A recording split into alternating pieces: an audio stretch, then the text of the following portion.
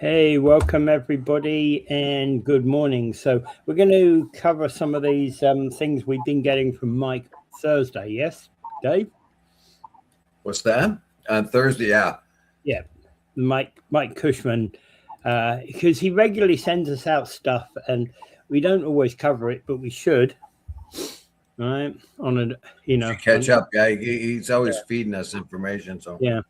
But then I'd also like to have Mike on at some point, and while he's not doing school stuff, which I know is so important to him. All right, let's start up. Welcome everybody. It is what day is it today? It is the Tuesday 7th, isn't it? Of January, 2026. Okay. So Niagara shelters say that people won't be turned away during the cold snap. Yeah, so I have a few questions on that, but can you introduce it? Well, this is a really cold winter right now. Yeah. We're not going to get any breaks. We're getting temperatures, chill factor temperatures of minus 33. But right now it's minus 15 out there, minus 14, minus 15, which for people in the Fahrenheit era, that's 5 degrees. You're getting pretty damn cold out there. Cold out there. Now, your ability to withstand that kind of cold for any particular length of time is very limited. Yeah. So we have to have some kind of shelter for people to go to, and we have to be able to guarantee people that. And they're trying to say that they've done that they will not turn people away in this particular time. Now, during the summertime or something like that, when they're turning people away for heat or shelter at night or something, and they're badly behaved, they could throw them out. But they're not going to do that this time. This is life-threatening. Yeah. Just to pause for this moment, it's a tough day for crossing guards with the weather out there because it's bitterly cold, of course. Yes, it's brutally cold. I know another crossing guard, actually. He's in our Kiwanis club. Yeah. He won the he got the Sherry Hawkins came up with an award, Hometown Heroes Award. And I think our guy Fred was the first guy ever to get that award. It was during COVID. I don't know if they continue they are continuing that award or not, but I don't know. Fred got, and he was a crossing guard because all the kids loved him. A few years ago, I remember that. Yeah. And they introduced him via a video, didn't they? Yes, they did. They actually went out to his place and they interviewed him outside because it was COVID, and it was the mayor was there actually congratulating him, and they were outside and they were at a distance from one another. They did all the protocols. I think he even may have had masks on. Yeah. But Fred's he works at the corner of Lundy's Lane and Dorchester Road, and he takes care of the kids there. Oh, yeah. So just so hats off to that. Let's do a little bit of hats out and a shout out to the crossing guards too, because they got to go out in this weather. They're not paid a whole lot, and they are tasked with making our children safe, and very safe in wintertime too, because people are in a hurry and they don't have as best control of their cars as they should have sometimes. And reckless drivers. A guy flew past me the other day. I'm thinking to myself, man, if you get into a bit of an ice patch, you're going to be in trouble. Yeah. My son had to drag his girlfriend, partner, whatever. I guess you call it wife, basically, but haven't gone through the ceremony yet. Had to drag her car all the way from Queenston all the way into Niagara Falls with tow ropes because the car was so bad in snow. It couldn't make it on its own. So, it's weird. There's a crossing guard. There's a crossing guard. Okay. when I go into after the end of the show and I head into work, I see the crossing guards at Lake Street and Carlton Street in St. Catharines, and usually those two guys there are lazy bums. They're always just sitting around, not helping lots of people across. There's a lady at Russell Avenue on Lake and Russell. She dances around. She's waving her thing around. She's dancing in the, even in the bad weather, she's dancing around. So I'd like to say hi to her because she seems to be the nice spirited lady. Well, but anyway, moving back to the homeless situation. Yeah. So Niagara Shelter's manager is saying that they won't be turned away. We've been having 2 weeks of really harsh, punishing weather. And the thing about this is that, but what I am asking is, how many beds are there? What's the overflow capacity that they've got? Because one of the big problems about a lot of people been saying, a lot of homeless have been saying with the shelters, their stuff gets stolen. And yeah. Of course it is. Who's going to do? What choice do you have? You go into a shelter and you have to leave your goods to go to the washroom, and it's going to get pilfered. So what else are you going to do? Yeah. Do you expect the people your recipients, the people who have taken you in, to guard your stuff? You can't expect that. I mean, what do you think this is? You think this is the hotel? I'm just saying one of the big problems why people don't go in shelters is because their stuff gets stolen.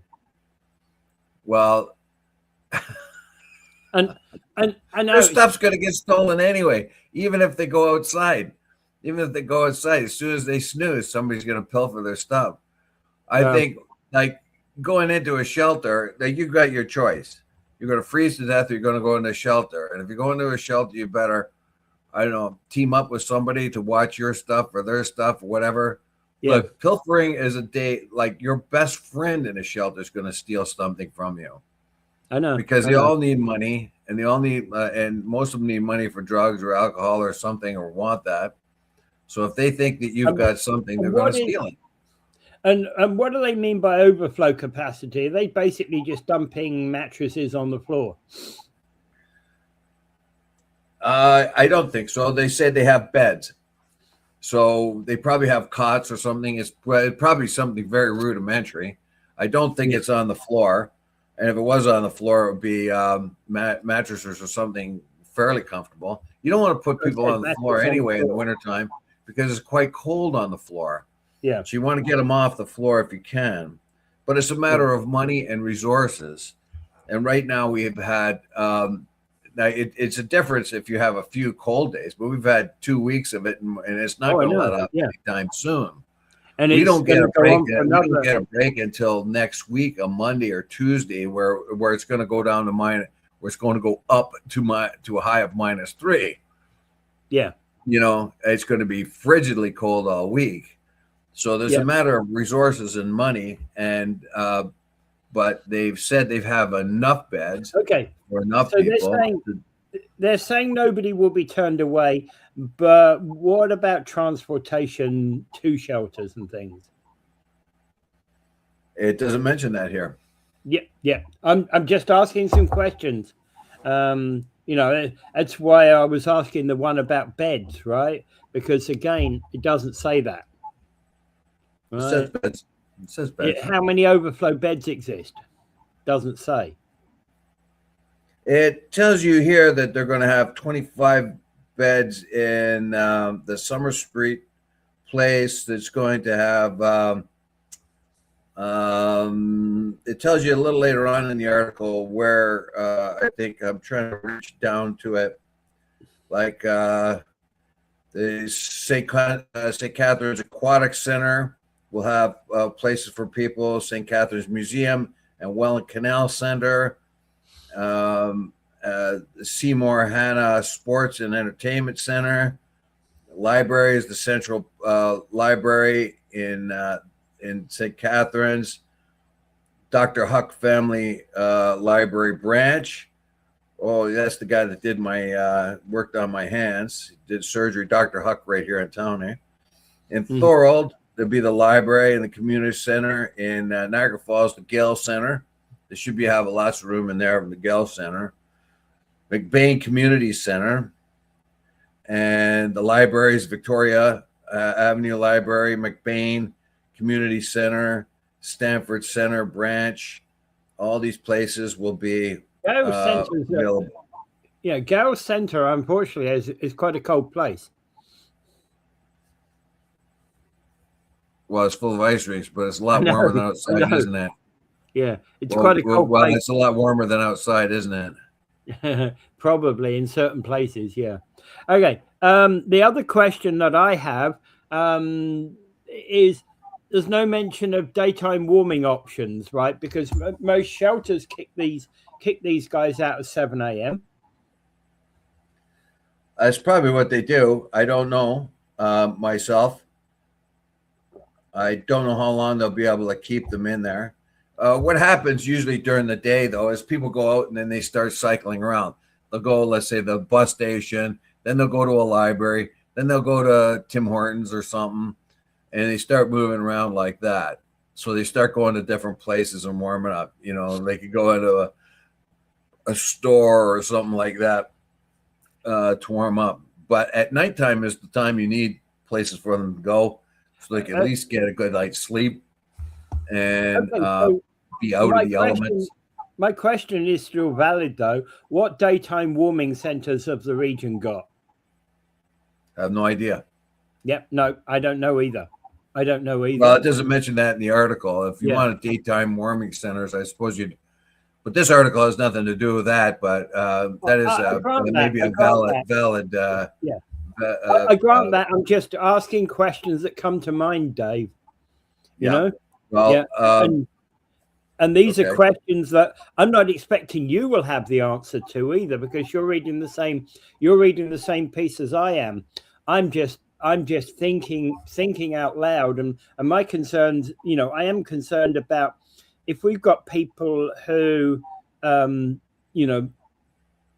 if we've got shelters that close during the day, where are these people going to go? And also, I'm also very concerned, as I said, I expressed it in a slightly different way, but I'm also concerned about those people who avoid shelters. Those that live in their cars, for example. Well, we haven't had any, according to this article and other articles we've had before, but frostbite is one of the dangers of being out in the cold for too long. Yeah. Frostbite can become serious. I mean, you could amputate toes and things of that kind. Yeah. Oh, yeah. So I know. Frostbite's a bit of a problem. Well, actually, a big problem. Although we haven't had deaths of hypothermia yet this winter, you can expect one or two people perhaps getting too inebriated with drugs and that, and they'll find them. Yeah. And they may die of hypothermia. It's important that we keep an eye on one another, and I think the homeless actually keep an eye out for one another. Sometimes they might want to steal the other person's stuff sometimes, but they also keep an eye out for them because they're all in the same boat. So if somebody's missing or somebody can't be found, they might be able to tell somebody, look, well, Molly, we haven't seen Molly for a long time, and she usually hangs out at such and such, and somebody might go look for her. That kind of thing. Yeah. But so far we haven't had any deaths by hypothermia, and it's been very cold. So it gives me the impression that even though it might not be great, there has been enough places for people to go in the cold, because we don't find anything in the paper or news of late of people dying of hypothermia. Yeah. In a very cold time of steady cold, week after week cold like we've had here, that's an accomplishment, I think. that is a testament to the fact that people are getting to places where they can at least warm up for a while. Yeah. Okay. Got to give everybody an update on where we are with the traffic across the region. According to Ontario 511, it looks as if most of the roads are actually operable. We don't have any great big issues with roads. It's telling us that Toronto bound or Hamilton bound, westbound, most of the highways have actually got some snow on them. So there's been clearly some blowing of snow onto the Toronto bound lanes. Not so much on the other lanes for whatever reason. But on some cameras, the roads are highly visible. On other cameras, there seems to be a snow coverage. All right. Yeah. Well, I'm gonna tip my hat to the guys that were out there snow plowing. Well, there's some ladies too that take jobs as a wingman on some of the plows. Not too many ladies drive the trucks, but I would say that my hat's off to the region and the municipal workers for getting the snow cleared as best they can. I can't believe how fast they did it with as much snow and cold that we've had, and how they got out there and plowed things and got the snow off the roads as quickly as they can, and they are in the shape that they are now. So my hat's off to them. I mean, they made a bundle of money in overtime for sure, but they also did a really good job, which is appreciated very much. At the moment, I'm looking at it. There's a snow plow at Glendale, not know what direction. There's a snow plow on the 406 in St. Catharines, about Westchester. There's also a snow plow. They're also plowing Highway 20 right now, down in Black Horse Corner area, and they're coming along, not sure what, a Thoroldstone Road, just past Highway 58. Yes. Right? That's about what I know about the snow plows right now. I'll just keep you up with a little bit later in the show as well. Okay, moving on. Venezuela's acting president says she's fed up of U.S. intervention. Okay, we know about Delcy Rodriguez. She was the vice president of Maduro. Yeah. So when the United States went in and took out Maduro and dragged him back to the United States, killing about 75 soldiers on the way, but they got him out, and then they left everything in place. Including Delcy Rodriguez. They didn't go after her.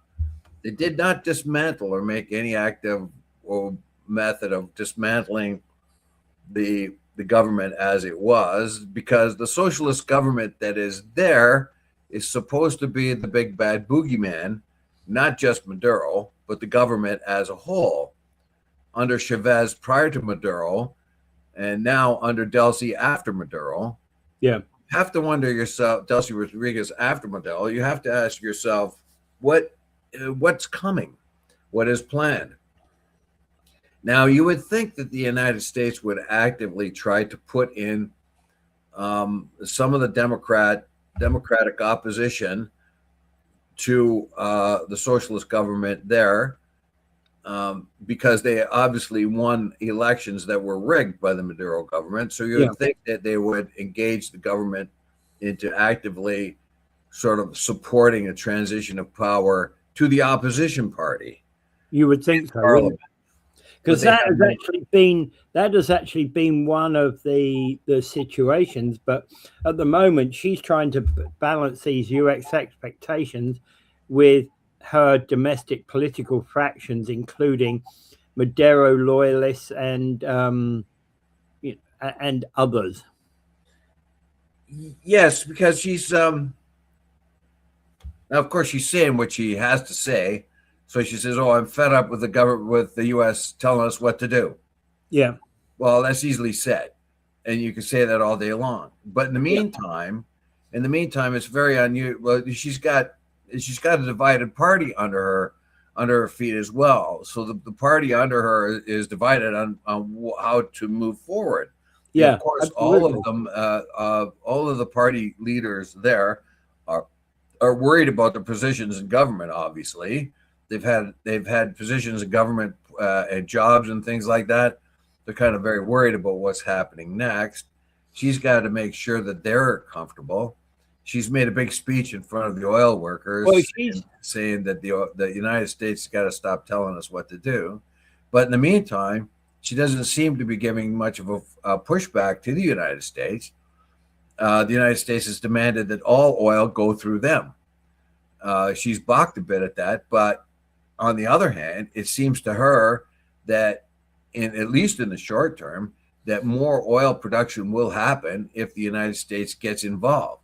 So she's in a rock and a hard place, basically. yeah. She wants that oil production to go up. If the oil production goes up, there's more revenue into the country. However, it gives exclusive control of that oil to the United States.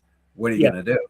And again, one thing that demands of Trump include cutting ties with China, Iran, Russia, and Cuba, and partner exclusively with the US on production, like you said, and prioritizing US oil companies in all the work that she does.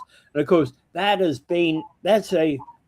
I'm not saying that they haven't worked with the US oil companies. Of course, we know they have, but that's a sea change difference.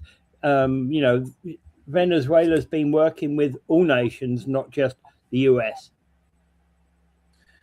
Well, yeah, there is an Italian company there, I think a Spanish company, and in there, there might be others as well, doing a small amount of extraction of oil.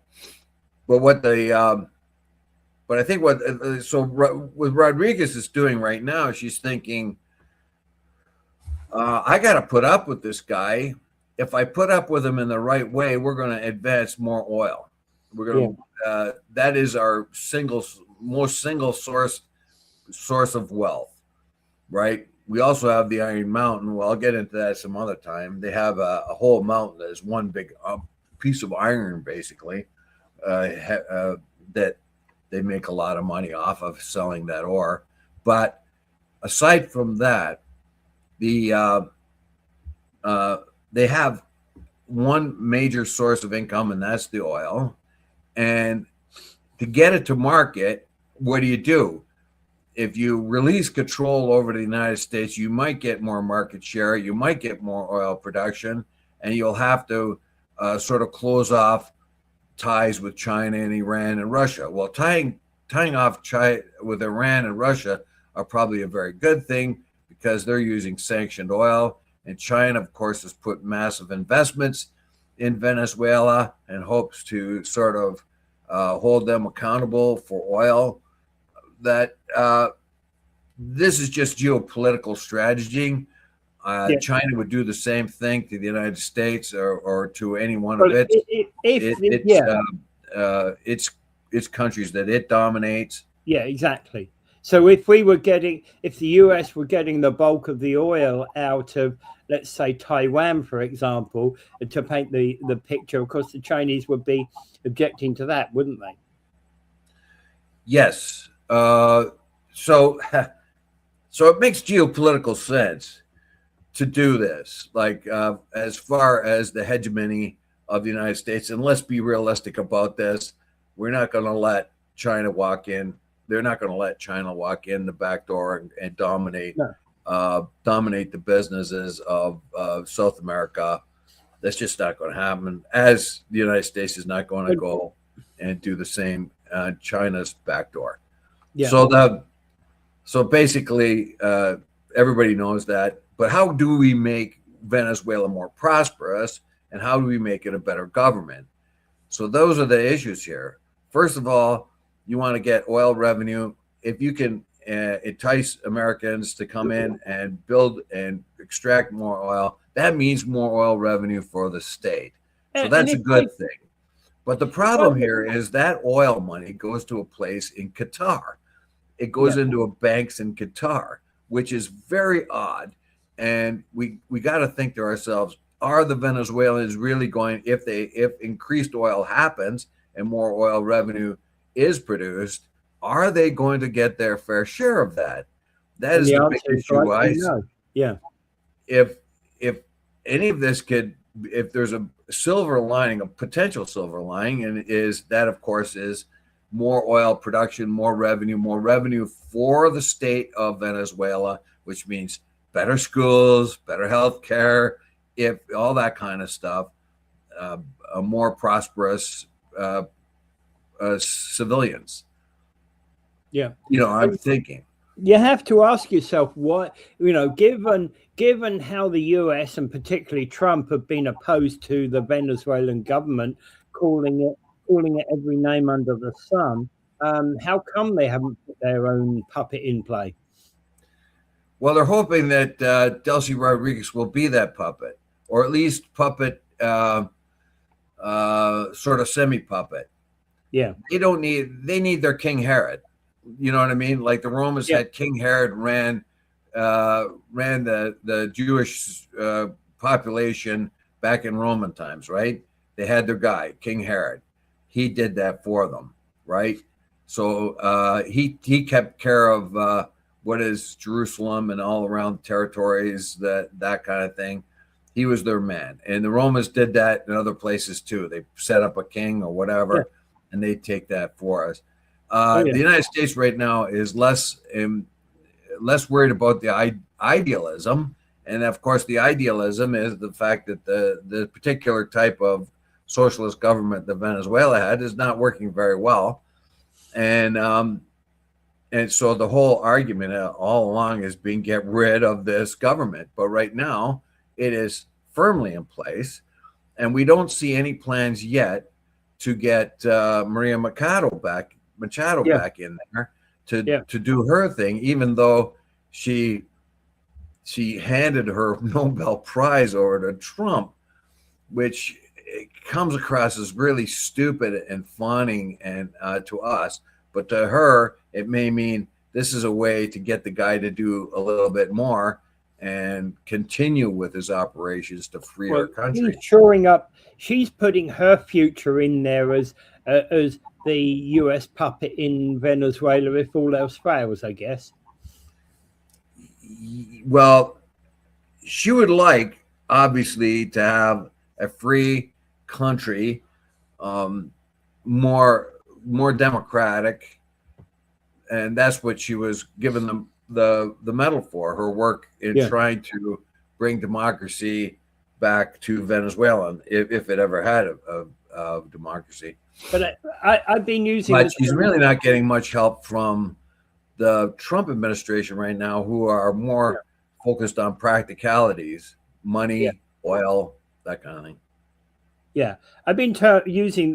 I know I've been kind of using the term puppet, U.S. puppet, but I don't see the Trump government caring about democracy right now. And I really don't see the Venezuelan government changing much either. As long they're going to make as much, they're going to do as much as they can to cooperate with the Trump government as they can, because each one of them have the existing Venezuela government still owns the government. They still hold every post. Yeah. They're still getting paid by the government. Yeah. As long as the government doesn't change, they will cooperate with the Trump administration. Probably hugely, unless of course she takes the extent that I'm not going to put up with this anymore. But then she's saying that, but she's not going to do anything about it. Yeah, those public appearance and what you say in public versus what you do in private. Yeah. Yeah. So, all right. Moving on again, staying with Venezuela, was there a secret weapon used in the Maduro abduction? That's first. You put this article up. That's the first I've heard of it. But this Trump calls it a discombobulator, which is kind of a sonic weapon that was used. Apparently, the discombobulator may be one weapon. It may be a bunch of different weapons. He's not going to say, and that's not how. He is not the one that coined the phrase. It is called that, the discombobulator, and what it does. It seems to be a sonic device, a kind of a sonic combinations with other things. But there's one of the new weapons is the sonic device. I will have to say that I have to admit that I did not I suspected such things when I saw what was going on in Israel, and when they were fighting Hezbollah and Hamas and Iran, and how much more superior they were, and how much more their intelligence is extraordinary. And I think that's the number one issue with what happened with Maduro, is the intelligence was over the top. Like, they are in a different league in intelligence. They probably know the way they attacked that compound. They attacked a military base full of well-conditioned soldiers, and it wasn't the superior training of the U.S. soldiers that made the biggest difference. It's these particular weapons. One of them is a sonic weapon that sends out some sort of sound that disables people. One of the guards said that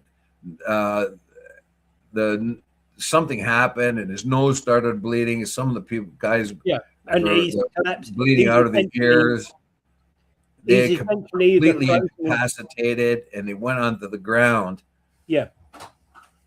He's either frozen in place or collapsing to the ground. Yeah, and blood's coming out of their noses and their ears. It's a high kind of a sonic weapon that does this. There's another one that uses microwaves that will make your skin heated and irritable, and it will make you want to get away from the area. Some of these things were developed as crowd control weapons. There's another one, and of course the electronic jamming systems they have is another thing. Yeah, they could be state of the art. If China wants to invade Taiwan, they're looking at this stuff very carefully right now, because if China does not have an equivalent of these things, they are going to walk into a big disaster if they try to invade Taiwan, because if their soldiers become incapacitated and their electronics and stuff start to fall apart and they can't function, it'll be an incredible humiliation for the Chinese if they try to invade. They're supposed to invade by next year. Well, if you think about it, these are just the latest generations. This was wind the clock back 5 years, and the US was complaining about sonic attacks in Chile, weren't they? In their embassy in Chile. And Cuba. And that turned out to be false. Sorry, I meant Cuba. I said Chile. I meant Cuba. Yeah. At first, they started to normalize relations with Cuba, and then they started accusing Cuba of using some kind of secret weapon against them to make their staff sick. But what happened was they found out a little later on that their staff was getting sick at other embassies around the world similarly. Yeah. The Cubans said, we don't have anything like that. We don't even know what you're talking about. The government just kept accusing Cuba of lying and doing something malicious. The Cubans were out of their minds saying, I don't know what you're talking about. We didn't do anything. And then what happens is the United States on its own has discovered that whatever that was had nothing to do with any kind of sonic weapon. Yeah. But again, the issue being that U.S. embassies have been under attack electronically anyway in the past. Every embassy in the world has been under attack by electronic surveillance. Yeah. The Germans keep an eye on. Remember when all that spy stuff came up? They found that the Germans were spying on the Americans were spying on the Germans. The French were spying on the Germans. The Germans were spying on the English. The Russians were spying on the Chinese. It just went on and on. And yeah, I know. Everybody spies on everybody else. And these secret weapons over time have not, have been developing and developing over the years anyway. So I'm not in the least bit surprised that they used some form of secret weapon to essentially disarm the armed forces that were there in the area. Yeah, seriously, and I don't know. It's just yeah. One article we didn't cover yesterday. German FA wants to talk about a World Cup boycott. Yes. So the Germans, I think this is a mistake. Based on what Trump has been doing, dropping bombs on Iran, attacking Venezuela, and what he's doing inside his own country with his jackbooted goons on the border patrol and ICE, and they've said, we should boycott this. Big mistake in my view. I don't think sports events should be politicized at all. I think every sports team should go into another country that they compete and be counseled. Do not talk politics, nothing, talk sports. I agree. Right. But there comes, and again, what is coming to mind by some people is, of course, the Berlin Olympics of 1936. Well, yeah.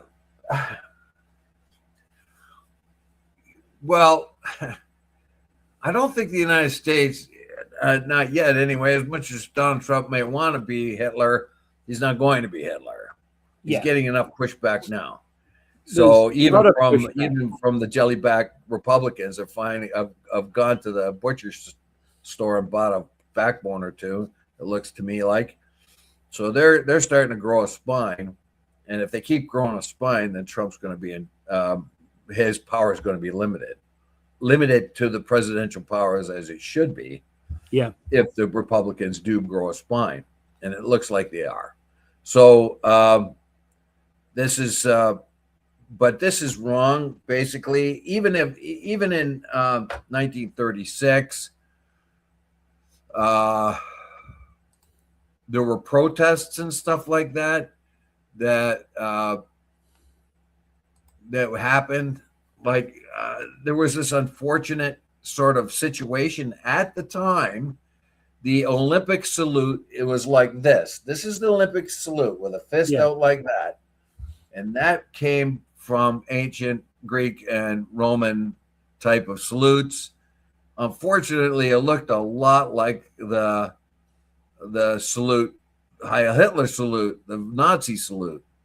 Yeah. Where the Nazis probably stole it from. They stole the swastika as a peace symbol, and they stole the Olympic salute for their own Nazi salute. Well, the difference being between the fist of the Olympic salute and the open hand of the Nazi salute.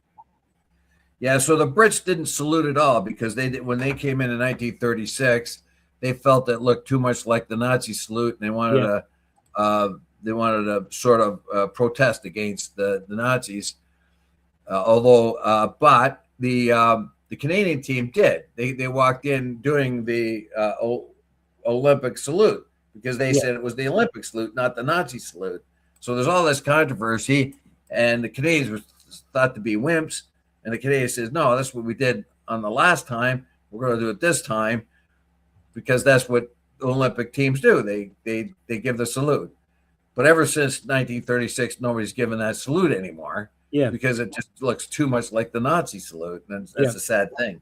But in any case, so it was a feather in Hitler's cap to get the the Olympics. But this is not the same thing going to the United States. You're not appeasing a dictator. You might be appeasing a dictator wannabe, but you're not. It's a big, big difference here. And the United States boycotted the Russian, the Soviet Olympics in 1980, and the Soviets countered with the boycott of LA in 1984. What did that do? That put a lot of athletes, for 2 generations of athletes there, were put in a bad spot. They had, other nations, and other weaker nations said, thank you very much for those medals. Yeah. So I think politicizing sports events is the wrong thing to do. Even when it was South Africa, even then, where they had South Africa, they boycotted South Africa because of apartheid. That's about the only one I would have sort of, acquiesced to. But normally speaking, you do not want to politicize your sports event. As a matter of fact, you want to remove the sports event as far away from politics as possible and let the athletes who have worked tirelessly for years upon years upon years compete and have a good time and do what they're supposed to do. This is one world event that you can try to eliminate politics, just like we talked about like FIFA and Olympics and everything else. This is one thing you want to keep politics out of completely. And if there is no politician ever go to see an Olympic event or a FIFA event, maybe that's what they should do. No politicians allowed, no president, no anything, right? Yeah. But I mean, the problem is going to be that Trump is going to be. Yeah. Thing is, that's an impossibility to say, right? Yeah. Yeah. They're having problems even with Trump going to the Super Bowl. They want him at the Super Bowl. They want the president to be at the Super Bowl, and they've increased the security 5 times as much as it ever was for anyone else. But he doesn't want to go because there's Bad Bunny's going to perform and all this. I think he will be there because he cannot turn down an audience like that. But seriously, my idea, like, I could see what the Germans are trying to do. They're trying to boycott some of these games in the United States. They want to boycott the United States. But you're boycotting the United States. You're boycotting the people in the United States. Don't do that. Boycott Trump some other way or whatever else, but let your athletes play. They're athletes. Let the people come out and have some fun and enjoy. Well, the irony here is keep politics out. Yeah. The irony here is you've had 2 teams who threatened to withdraw. One, Germany, who has won the World Cup, I think at least on 4 occasions. So, they are one of the top nations in the world at football. Holland is another top nation, not as high ranking. I don't believe they've actually won the World Cup, but they've won European Cup in the past. They've got very, very good individual players in Holland, and a boycott of those 2 types of teams potentially opens up the way for the US to win the US men's team to win the World Cup, which shouldn't be possible, because US is ranked. It is not highly ranked in world football. They're improving, but they're not highly ranked. Well, Canada, Mexico, and the United States will all have our teams in there, right? Yeah. Just because we're post-nation. Right? Mexico's got a long history in football, of course. Well, what I'm saying is they're a host nation. U.S. is a host nation. Yeah. Canada's a host nation. Yeah, exactly. And let's put it this way, too. If you want to boycott that, remember, it's not just the United States that are hosting it. Yeah, it's Canada and Mexico. Yeah. It's North America that's pretty much hosting it. Yep. I mean, the 3 main countries in North America, if you want to include the I don't know. I guess there's 20-something countries in North America if you include the Caribbean and Central America. So I think, but I mean, you have the largest population body, Mexico, United States, and Canada, the most prosperous nations, and you're having this. So if you start boycotting it, you're boycotting this unique situation where you have 3 countries hosting it. Yeah. If you want to boycott anyone, I would boycott FIFA for handing out stupid awards, pretend peace awards, and people who just kind of are licking the boots of Trump for some reason. I don't know why. Yeah. Now part of the boycott, of course, is because of the restriction of people coming into the United States. They're going to have a very difficult time getting their fans there. They might even have hard enough time getting their athletes in there. I don't think they'll have trouble getting their athletes in there. Not unless some have been really, I think that will all be prearranged and there won't be any issues about it. We hope so, but the things have already started. Yeah, they don't want to get Iranian athletes in. They don't want to have Russian athletes. They don't want to have Haitian athletes coming. So all these countries, these 60 countries or something that they banned or whatever, there's some issues there. At least 4, right? But those athletes will be right. They'll be sorting their visa applications out right now. And the fans are a different story altogether too, though. Fans are a different story. Say you got a bunch of Haitian fans that want to come up and watch Haiti, they probably won't be allowed in. If you got a bunch of Iranian fans that want to watch Iran, I don't even know if Iran's in it, but they might be not allowed. What about African teams? Are you going to let them in? Yeah, I know. Okay, all right. So we got a comment here. Good evening. Yeah. Okay, so what part of the world are you from? Good evening. Surah J. Kumar. What part of the world are you from? Great to have you along. Okay. Germany wants out of NATO and the UN. No, they don't. I've not heard of Germany wanting out of NATO. The world reset. Okay.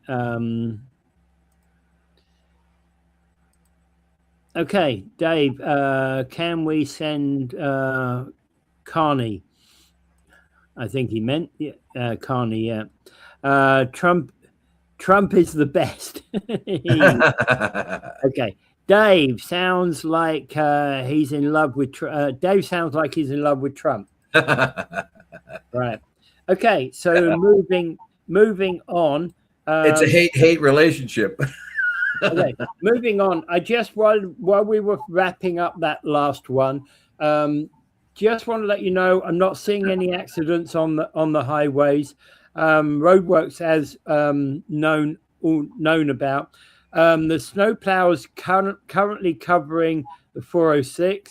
There's a snowplow troop covering heading through St. Catharines towards Fort Erie on the QEW. The snowplow on the 58 southbound, and there's also snowplows further down when you get to Highway 3 and 140 going down to Port Coburn. And the only bit of road that I found any serious snow coverage on was actually in Fort Erie. Snowplows operating in Fort Erie as well on the QE. I don't have the local snowplows, only the big road snowplows here. All right. But moving on, Carney announced his food affordability measures, including a boost to GST rebates. Yeah, this is kind of interesting. He is sort of demonstrating, trying to do things to combat affordability crisis that we're having.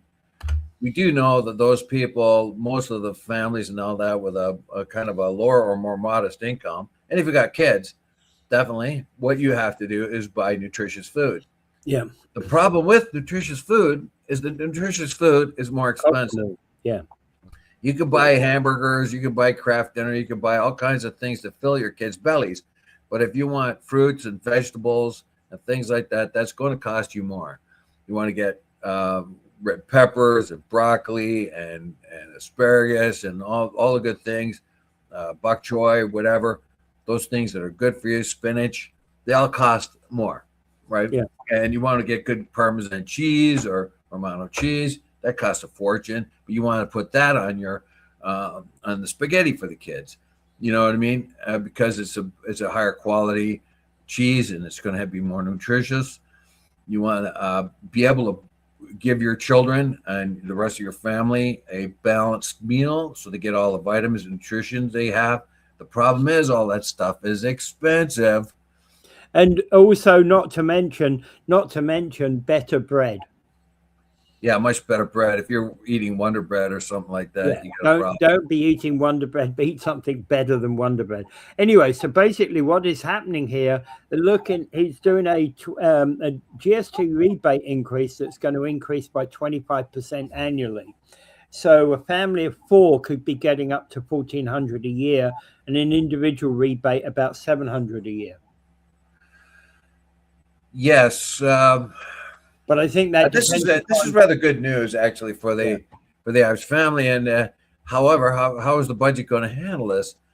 So you're giving them back a GST rebate, hopefully for only those families that really need it, and those people that really need it. You know, the lower income or mid to lower income people. Yeah, this is a good idea. This will help fight affordability. But he also is pointing out that he's going to try to improve food production in Canada and the transportation networks that bring food back and forth to see if they can improve the logistics of more nutritious food. And of course, part of the reason for that is to bring the price of food down. If you can reduce the cost of transporting it and the supply chain, et cetera, then you bring the prices down. Yeah, I don't see it myself. I don't see it's going to happen myself because usually the cost of transportation, once it goes up, doesn't come down. I think the whole idea that the trade BS, when that finally ends up, it'd be nice to have like 100-mile radius type of hinterlands for local produce. Yeah. So you get a 100-mile radius, and that would for us would include the United States, Upper New York State and stuff. Wouldn't it be fine if we could trade agricultural products duty-free back and forth across the United States? Yeah. And that would make it very local for us, wouldn't it? The 100-mile radius will give us New York, give this area, New York, parts of Ohio, etc. Yeah. If you could think of it that way, kind of zero in on what kind of food is being grown in those areas and maximize that as much as possible. That's a short distance to travel, and that would be good. As soon as that tariff BS is off, that would be nice. In the meantime, I buy exclusively Ontario or Canada. I am protesting and not buying anything from the States except walnuts. That's the only thing I buy is walnuts from the States. But the fact of the matter is, once all that BS is done, we can get back to normal and do things like that and have local. That'd be fine to have like a 100-mile radius type of areas in which to take advantage of the things that are grown and make it very short distances to travel to get that to our different markets and stuff like that. But in any case, right now we have to bring down the price, not bring down the price, but that was part of it. He's trying to bring down the price or stabilizes the price of nutritious food, but also give families a break on this. And now, as far as the conservatives are concerned, they're saying this is just a throwback to old Trudeau stuff that happened during the COVID and so on and like that, and it won't work in the long run. But they are willing to support it. They're willing to support it in the short run. They don't want to get a bad name on this one.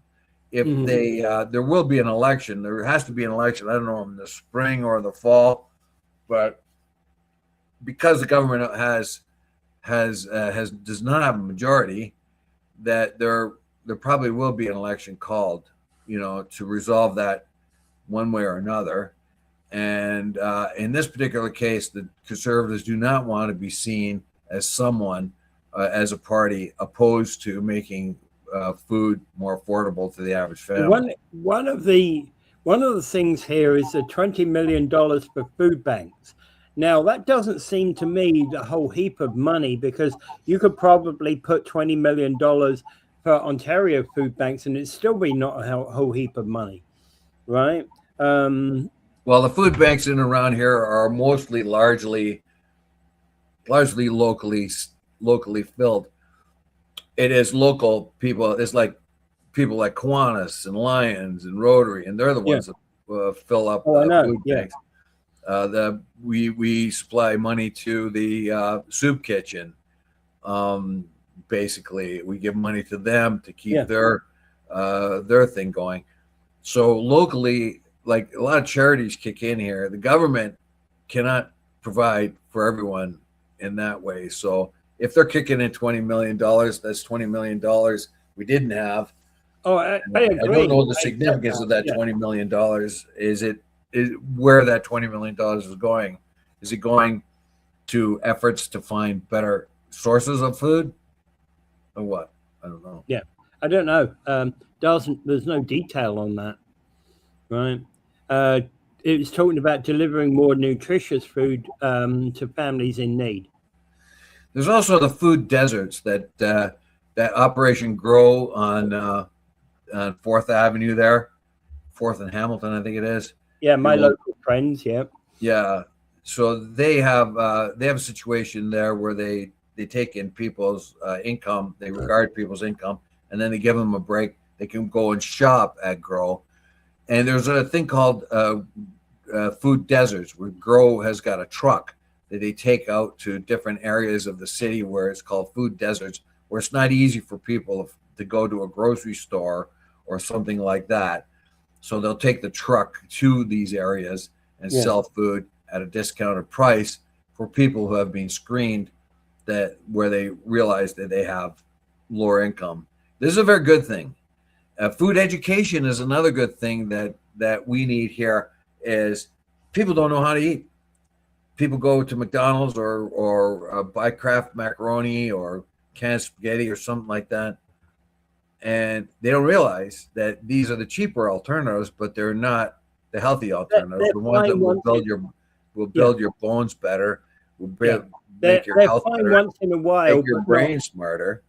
Yeah, they're fine once in a while, but not every day. Yeah. So what you need is fruit or vegetables, fruit, whole grains, small amounts of meat and dairy. You don't need huge amounts of meat and dairy, which are the more expensive one, but you need small amounts, maybe for your bones and everything. So what you need to do is go to those people who need some education. A lot of people need, especially in people of lower incomes, have developed habits of buying bulk food that fill you up, but don't really provide the amount of nutrition you really could use. So they need food education. You need broccoli or asparagus or bok choy or spinach and a good potato, maybe a sweet potato, and do it fresh. Don't buy it out of a can if you can.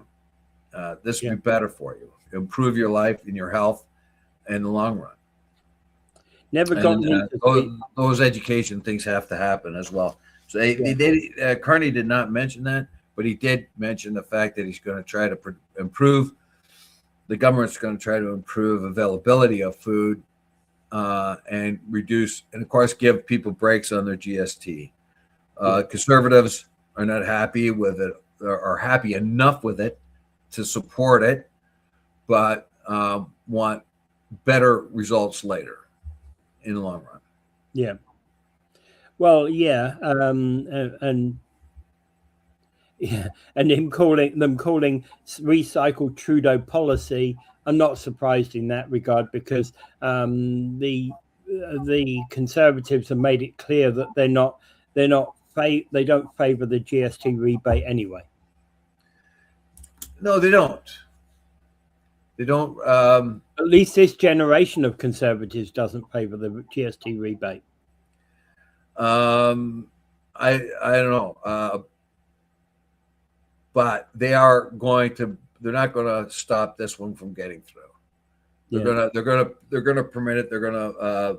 I don't know if they're going to vote for it or at least not vote against it, because they can't. They don't want to be seen as those who are in the way of people being able to buy more food for their family. So, or better food at least, anyway. Yeah. All right.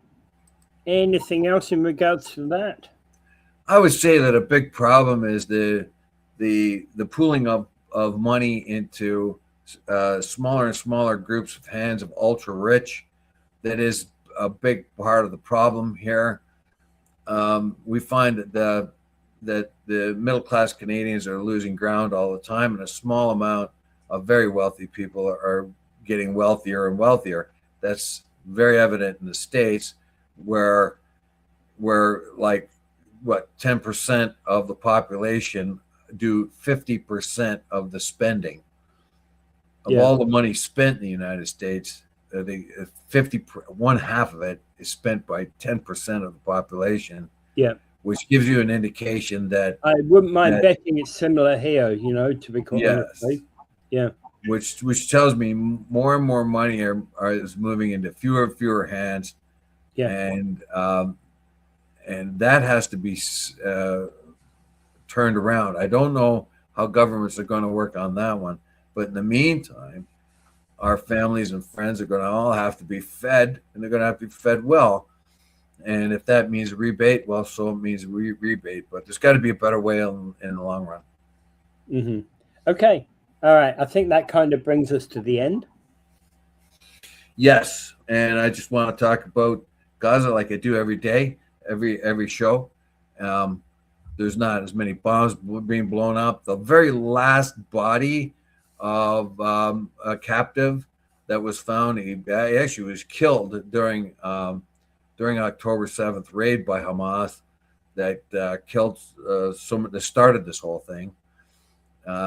They killed somebody, but they dragged his body back, probably hoping to use it as a means of getting money, having people buy it back.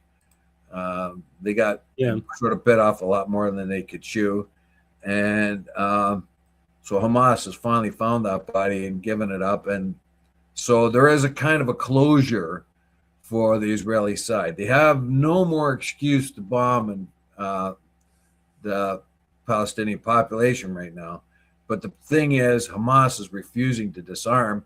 And I have a feeling I know why, because as soon as they do, they're going to have the Israeli goons come down on them and jail them and shoot them and whatever else. Of course, they're frightened to give up their weapons. So it remains to be seen how this whole transition is going to happen. Hopefully, a lot of Islamic nations in and around the area will come in and help and be able to offset what Israel's doing politically, at least in Trump's board of peace. But Israel has refused to join the board of peace. And the Board of Peace, of course, their first mission is to get Gaza up and running again and stop the violence. They have Palestinian Authority type people coming over. They have Tony Blair. I don't know how this thing is going to work. I only hope that it will. I mean, Trump's plan to stop the war in Ukraine and Russia did not work. It was very, very difficult, and I find that this one is going to be at least as difficult. But let's get those kids fed. Let's get them in school. Let's normalize their lives as much as possible. As I said before. Yeah. And I that tragedy 100,000 kids or something that are maimed and wounded. And we could do something for them. I don't know, but let's face it, we blew it. We blew it bad. We let this thing go on way too long, and we victimized the population. We allowed the victimization of a population, a collective punishment of people. 1,200 people lost their lives on October 7th. 70 and Palestinians paid for it with 70,000 lives, 24,000 of them children. Yeah, and the vast amount of the rest of them innocent. There may be a few Hamas fighters in there, but they seem to be still out there in mass. So who are they killing? They're killing ordinary people. Yeah. All right. And Dave? Without further ado, I bid you do pray for peace, everyone. Yeah. And stay safe out there because there's still a lot of snow blowing around, all right?